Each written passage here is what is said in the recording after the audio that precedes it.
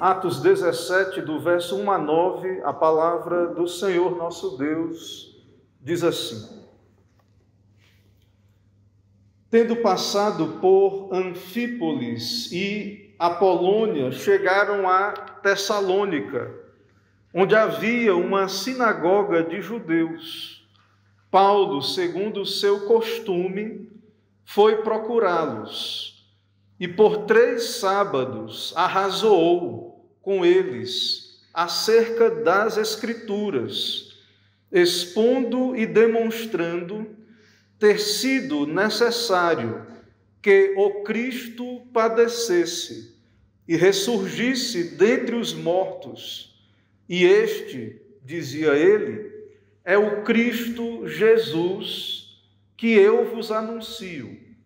Alguns deles foram persuadidos e unidos a Paulo e Silas, bem como numerosa multidão de gregos piedosos e muitas distintas mulheres.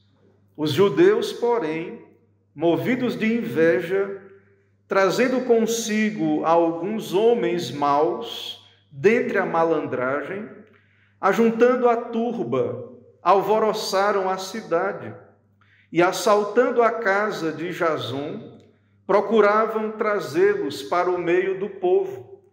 Porém, não os encontrando, arrastaram Jason e alguns irmãos perante as autoridades, clamando: estes que têm transtornado o mundo chegaram também aqui, os quais Jason hospedou. Todos estes procedem contra os decretos de César, afirmando ser Jesus outro rei. Tanto a multidão como as autoridades ficaram agitadas ao ouvirem estas palavras. Contudo, soltaram Jason e os mais, após terem recebido deles a fiança estipulada. Amém. Vamos orar, irmãos. Senhor, nós te adoramos, te louvamos na tua presença neste santo dia do Senhor. Por tua graça estamos aqui reunidos em teu nome, em tua presença. E nesse momento, ó Deus, dedicado à exposição da tua palavra, pedimos a tua graça. Pedimos, venha o teu reino sobre nós, envia o teu Espírito e a tua palavra. Abençoa-nos, ó Deus, dá-nos graça, nos dá, por meio desta passagem, olhar para Cristo e também entender o teu propósito para nós, para a tua igreja, nestes dias em que vivemos. Assim, pedimos a tua bênção, oramos, em nome de Jesus. Amém. Amém. Meus irmãos, existe um ciclo de repetição, um certo padrão no decorrer da história destas viagens missionárias. Existe um certo modo de agir que se repete também de reações daqueles que ouvem a palavra.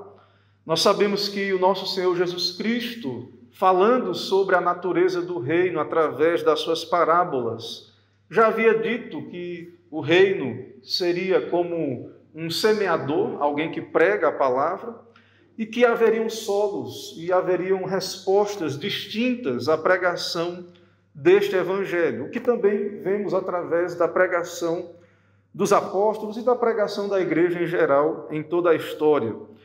Então, de fato, aqui na vida, no ministério, nas viagens de Paulo, há um certo padrão na pregação em geral, mas aqui em Paulo há um padrão de ir à sinagoga e pregar. Também Paulo conversava e argumentava com pessoas em espaços públicos. E também nós vemos que sempre que o evangelho foi pregado, era pregado, sempre houveram reações, tanto reações positivas, o Senhor levou muitos à fé, os seus eleitos, e também há reações negativas daqueles que são incrédulos, aqueles que rejeitam a palavra. Há reações, então, de oposição, de inveja e de perseguição. E o interessante é que os discípulos, e Paulo e a sua equipe, mesmo conscientes que seriam perseguidos e agredidos, continuavam pregando. Nós vemos, e Paulo ele fala sobre isso em suas cartas. Em Colossenses 1, 24, ele fala até que se regozija nos seus sofrimentos por vós, pela igreja. E ele diz: eu preencho o que resta das aflições de Cristo na minha carne, a favor do seu corpo, que é a igreja.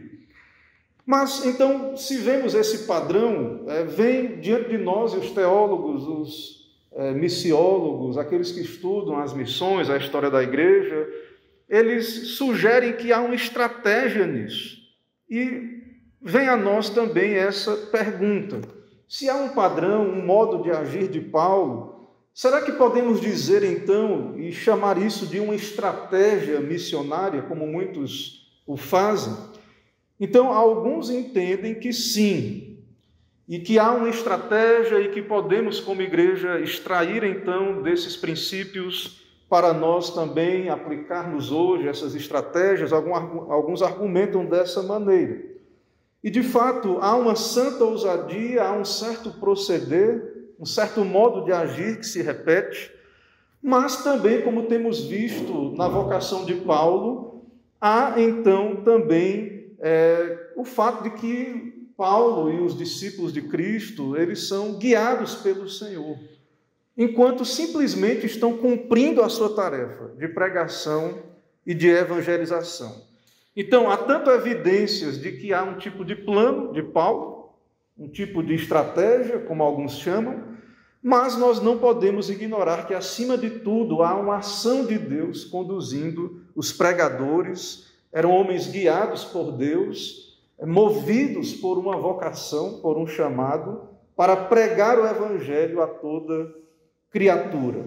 Então, nós, claro, podemos extrair verdades de ambos estes princípios, tanto de que Paulo, ele certamente tinha um modo de agir, um método, e que era submisso à vontade de Deus. Nós podemos extrair princípios destes dois modos de ver esta mesma questão.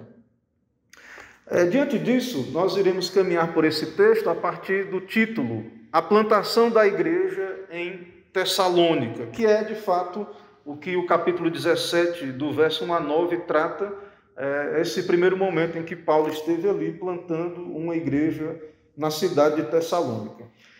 Em primeiro lugar, no verso 1 e 2, nós veremos que há um método usado por Paulo, então, como temos argumentado, um certo modo de agir que se repete e que acontece aqui também na cidade de Tessalônica.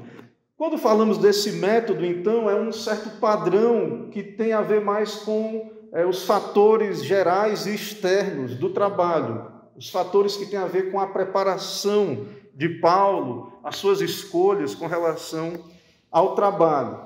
E em nosso texto, então, aí nos versos 1 e 2, no verso 1 fala do trajeto das viagens, propriamente, e que Paulo passou por duas cidades, Anfípolis e Apolônia, e chegaram, então, finalmente, a Tessalônica, e há uma ênfase, onde havia uma sinagoga dos judeus. E veremos, então, que um dos pontos de Paulo, então, ele priorizava a sinagoga, apesar de ser conhecido e ele mesmo denominar a si mesmo como que tem um ministério específico entre os gentios. Percebam que Paulo, então, nesse trajeto, nessa viagem missionária, então ele passa por essas cidades e há uma prioridade por Tessalônica, e o texto enfatiza onde havia uma sinagoga. Tessalônica também é a capital da Macedônia, dessa região, é uma cidade principal. Então, Paulo e sua equipe, eles plantam uma igreja em Tessalônica. Nós já vimos o período em que passou em Filipos e havia uma estrada ali romana, muito famosa, conhecida como a Via Ignácia. Então, a cidade de Tessalônica ficava mais ou menos a uns 160 quilômetros do primeiro local. E no verso 1 diz então que Paulo passou por Anfípolis e por Apolônia. E então não há, da parte de Lucas, que escreve o livro de Atos, nenhum registro de pregação nestas duas cidades. E nos vem a pergunta, será que houve uma pregação e não foi registrada? Aparentemente não. E por que não? será que é uma estratégia, ou foi uma estratégia, orientação do Senhor? Alguns entendem que sim, Paulo priorizava grandes cidades, é o caso de Tessalônica, que possuía por volta de 200 mil habitantes, uma cidade importante. Também tem a questão de que as outras cidades, pelo contexto, aparentemente não possuíam sinagoga, então sim, é possível que haja então um método. O fato é que Deus o conduziu nessa direção.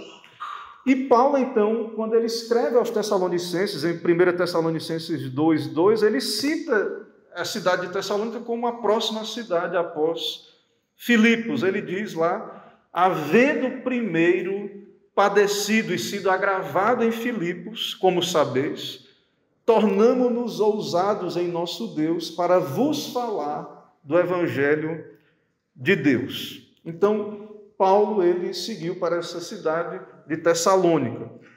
Também no verso 2, nós vemos, e Lucas registra isso, ele diz: Paulo, segundo o seu costume, foi procurá-los, ele falando da sinagoga. E por 3 sábados arrazoou com eles acerca das Escrituras. Então, se há um método, e vemos aí que há um modo de agir, Paulo procurava a sinagoga.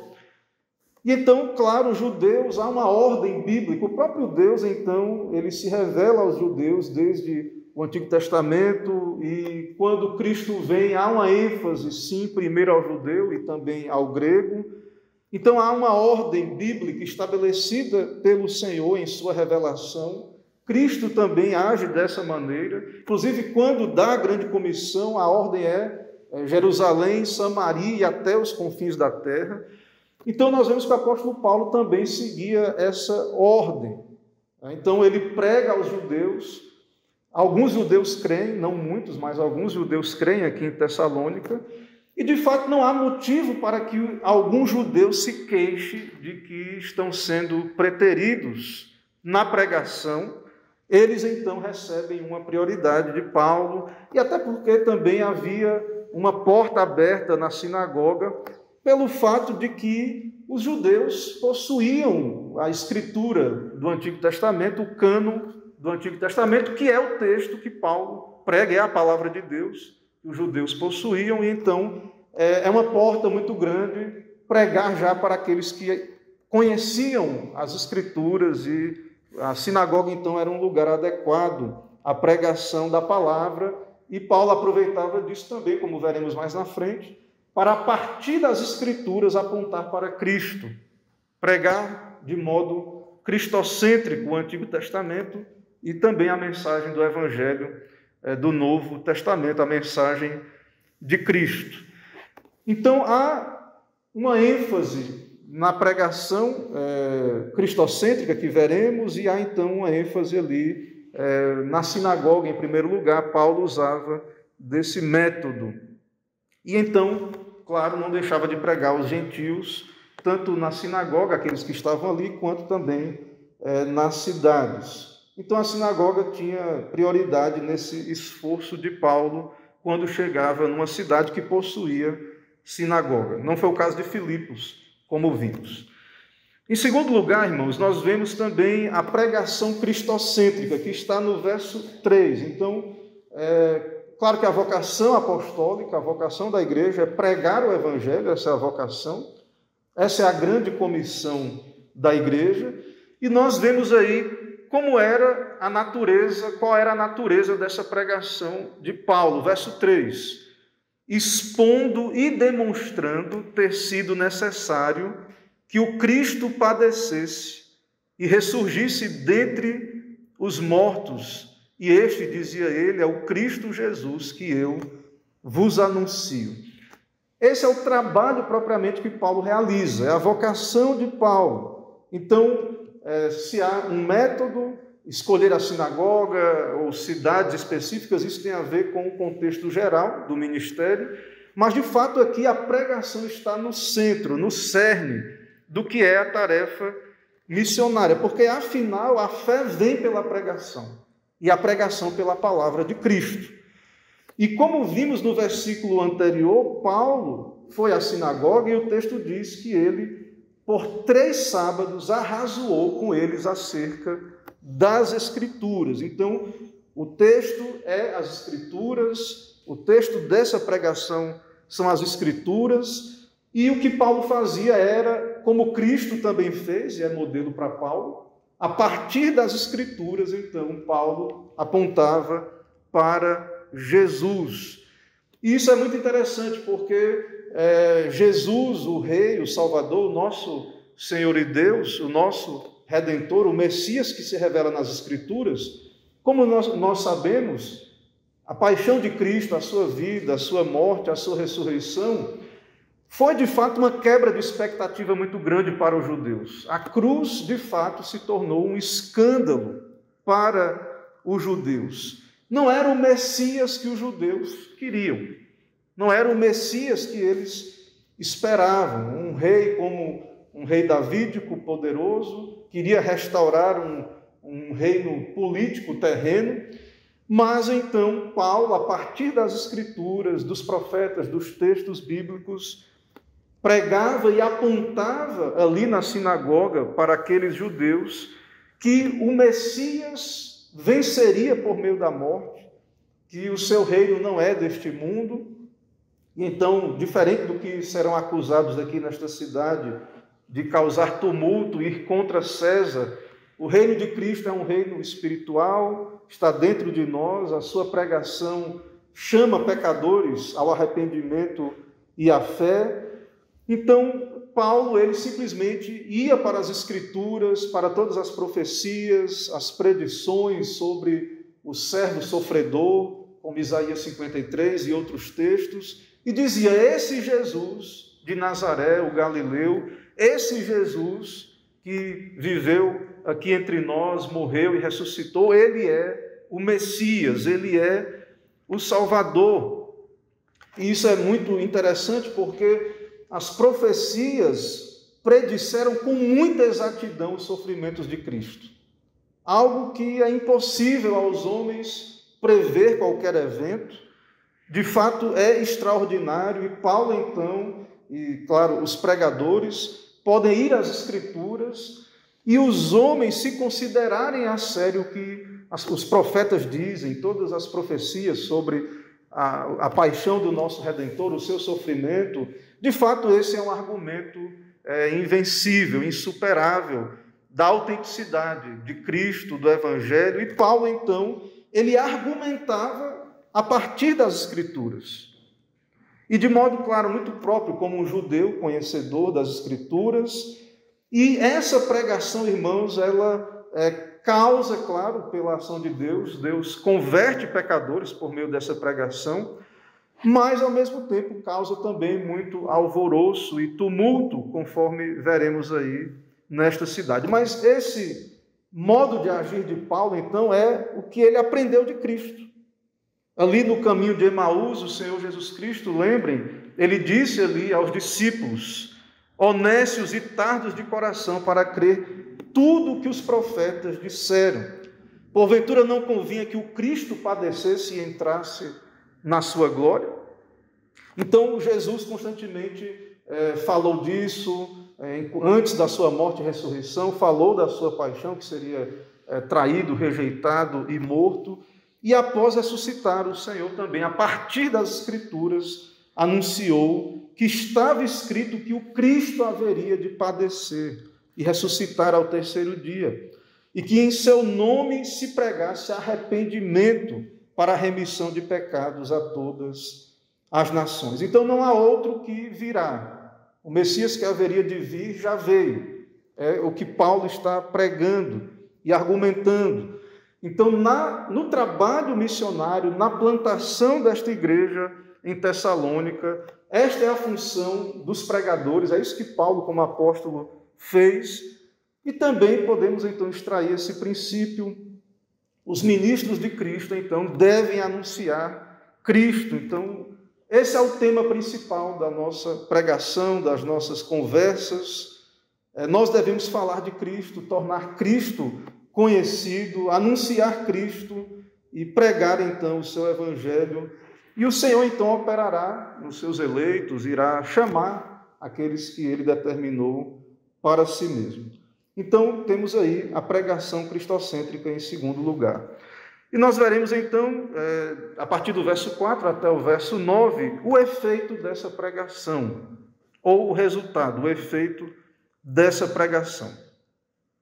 Então, a partir do verso 4, alguns deles foram persuadidos e unidos a Paulo e Silas, bem como numerosa multidão de gregos piedosos e muitas distintas mulheres. Alguns deles, alguns judeus, alguns creram, mais ainda de gentios creram, e Lucas registra também que distintas mulheres creram. Esses gentios, então, eles, de algum modo, eram tementes a Deus, eram religiosos, eles participavam ali da reunião da sinagoga, não eram judeus ainda de fato, mas tementes a Deus, e de algum modo eles já haviam abandonado os ídolos pagãos e muitas práticas pagãs e tinham contato ali com a religião de Israel. E dentre estes, então, houve uma grande colheita espiritual, alguns judeus, mulheres de posição. Então, nós podemos dizer que estes foram solos bons para o Evangelho, como Cristo fala em sua parábola do semeador. Houve fé, houve fruto de conversão, de arrependimento e fé salvadora. Mas também no verso 5 nós temos a reação de grande parte de judeus que não creram. No verso 5, então, o trabalho de Paulo produziu inveja no coração desses judeus, e então eles, influenciando homens maus dentre a malandragem, homens ociosos ali da cidade, ajuntando a turba, alvoroçaram a cidade e, assaltando a casa de Jasão, procuravam trazê-los para o meio do povo. Então, há uma reação de oposição da parte dos judeus que não creram. Claro que a questão não é apenas o fato de serem judeus, porque nós vimos que em Filipos houve também perseguição a Paulo. O fato é que o evangelho foi pregado e uma parte não creu no Senhor, e aqui no caso judeus, mas também pessoas vadias, ociosas, dentre a malandragem. Eles queriam então causar dano a Paulo e Silas, puni-los. Procuraram na casa de Jasão, não os encontrando ali, pegaram o próprio Jasão para então sofrer e levarem ali cativo, embora eles depois pagando a fiança, tendo Jasão pago a fiança, eles o libertaram. Mas nós vemos que há acusações contra Paulo e Silas, e a acusação transtornam o mundo. Vejam no verso de número 6 que a acusação, eles clamam e dizem: estes que têm transtornado o mundo chegaram também aqui, os quais Jasão hospedou, todos estes procedem contra os decretos de César, afirmando ser Jesus um outro rei. Então, há uma acusação de que esses cristãos promovem tumulto, esses cristãos pregam uma doutrina que vai contra César, que Cristo, então, é um rei, e que, então, eles pregam um reino em oposição ao governo de Roma, ao governo de César. E nós vemos, irmãos, então, que estes são os verdadeiros perturbadores, estes incrédulos. Então, estes que, ao ouvir a pregação, não creem. Na verdade, estes são os verdadeiros perturbadores de Israel. Os pregadores tão somente anunciam a Cristo, anunciam o Evangelho para que os homens se arrependam, e então são acusados de encrenqueiros, de causadores de discórdia, algo terrível.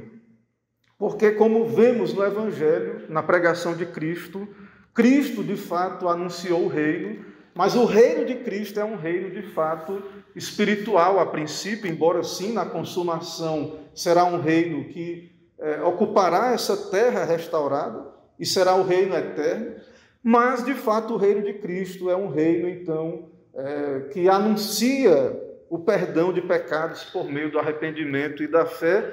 E o próprio Senhor Jesus Cristo, ao ser tentado naquela ocasião em que levaram uma moeda uma dracma, e ao ser tentado, Jesus disse: dai a César o que é de César e a Deus o que é de Deus. Então, é uma acusação criminosa essa que fazem contra os pregadores, e de fato, não encontrando Paulo, e eles prendem a Jason. E qual é o crime desse homem? Apenas ter hospedado os pregadores. Irmãos, então, aqui nós temos toda essa atividade de Paulo plantando esta igreja em Tessalônica. Diante disso, ainda quero trazer algumas aplicações para nós, para as nossas vidas. Mais uma vez eu pergunto, será que de fato existe o que podemos chamar de uma estratégia paulina? Ou Paulo está apenas pregando o Evangelho e cumprindo a sua vocação de pregar o Evangelho? De fato, essa é uma pergunta. Alguns preferem entender que há sim uma estratégia específica. De fato, Paulo tem um método, mas como temos visto, nem sempre Paulo estritamente seguia um curso de ação. E, de fato, nós não temos como saber detalhes específicos do porquê não ficou em Anfípolis e Apolônia. Eu creio que são questões que nós não temos muitos detalhes acerca disso. Entretanto, sim, nós podemos verificar certo padrão no seu modo de agir. Claro que Paulo tinha uma meta e um alvo. E, então, nessa meta e alvo, a sua meta era cumprir o seu ministério, pregar o Evangelho da graça. E ao pregar esse Evangelho, sim, igrejas foram plantadas, e no caso aqui a igreja de Tessalônica. No centro, então, desse trabalho de pregação está a plantação de uma igreja fiel, uma igreja bíblica e cristocêntrica, porque o trabalho de Paulo era expor as Escrituras, era pregar a Cristo a partir das Escrituras. Então, esse é o método de Paulo, é o seu modo de agir, guiado por Cristo, enviado, vocacionado pelo Senhor, prega o Evangelho de Cristo. Sproul, comentando esse texto, ele diz o seguinte: ele abriu as Escrituras do Antigo Testamento e lhes mostrou texto após texto o que Jesus havia feito, como Jesus mesmo fez na estrada de Emaús. E ele mostrou àquelas pessoas que o Messias deveria sofrer e morrer, o que era algo que aqueles judeus haviam esquecido. Então, os judeus tinham a Bíblia, liam o Antigo Testamento, mas havia uma barreira, de fato, eles não entendiam a mensagem sobre o sofrimento de Cristo. E Sproul diz: Paulo não argumentou abstratamente, mas baseado nas Escrituras, nos fatos ali, nos eventos, na palavra de Deus, usando todas as profecias sobre o Messias do Antigo Testamento. Então, o método, o modo de agir de Paulo era pregação cristocêntrica. Outro ponto, ou método, ou modo de agir que podemos ver em Paulo, que é interessante, um princípio para nós, é a perseverança no cumprimento da tarefa. Nós acompanhamos todo o sofrimento de Paulo em Filipos, como ele sofreu, foi preso, acusado ali, tudo aquilo que sofreu, açoites em praça pública. E é muito interessante, irmãos, que Paulo, então, não cansou de cumprir a sua vocação, o seu ministério, ou não desistiu por causa dessas perseguições. E o próprio Paulo, ele fala que se tornou no Senhor ousado para cumprir essa tarefa da pregação. Na carta aos Tessalonicenses, no capítulo 3, no verso 4, Paulo diz: pois quando ainda estávamos convosco, predissemos que íamos ser afligidos, o que de fato aconteceu. Então, Paulo, ele tinha plena consciência. Ele iria pregar o Evangelho, haveria então, pela graça de Deus, aqueles que creriam no Evangelho, haveria também aqueles que iriam se opor à pregação, e haveria então reações positivas, reações negativas, e ainda assim Paulo ele persevera cumprindo essa mesma tarefa, a pregação do Evangelho. Com relação à atitude de espírito pelo qual Cristo deve ser pregado, Paulo afirma sobre isso na sua carta aos Tessalonicenses. E nós temos aqui nesse registro de Atos 17, de 1 a 9, é muito interessante termos aqui a história, o modo como essa igreja foi plantada. E sobre a pregação, Paulo diz em 1 Tessalonicenses 2, do verso 1 a 12, ele fala sobre essa passagem por Tessalônica, que não foi infrutífera. E nesse trecho há alguns pontos de Paulo sobre o modo como Paulo pregou. Eu quero enfatizar alguns pontos dessa passagem. No verso 2, Paulo diz, em meio a muita luta. Então, o contexto, como nós lemos aqui e vimos desde Filipos e também aqui em Tessalônica, em meio a muita luta. Paulo diz também, nunca usamos linguagem de bajulação e nem de intuitos gananciosos. Nunca buscamos glória de homens, nem de vós, nem de outros. Outro ponto que Paulo diz sobre a sua pregação, ele diz no verso 7, embora pudéssemos, como enviados de Cristo, exigir de vós a nossa manutenção, todavia nos tornamos carinhosos entre vós, qual ama acaricia os próprios filhos. Outro ponto, ou estratégia, ou método, alguns chamam estratégia de Paulo, ele de fato, ele diz aqui abertamente, ele abriu mão de manutenção com o propósito de pregar o Evangelho. E ele diz assim, querendo-vos muito, estávamos prontos a oferecer-vos não somente o Evangelho, mas a própria vida. Então, era um ato de doação de si mesmo, de amor, de fato, ao pregar o Evangelho. Então, Paulo fala, então, dessas características internas quanto à pregação do Evangelho, e tem muito mais neste trecho ali da carta aos Tessalonicenses.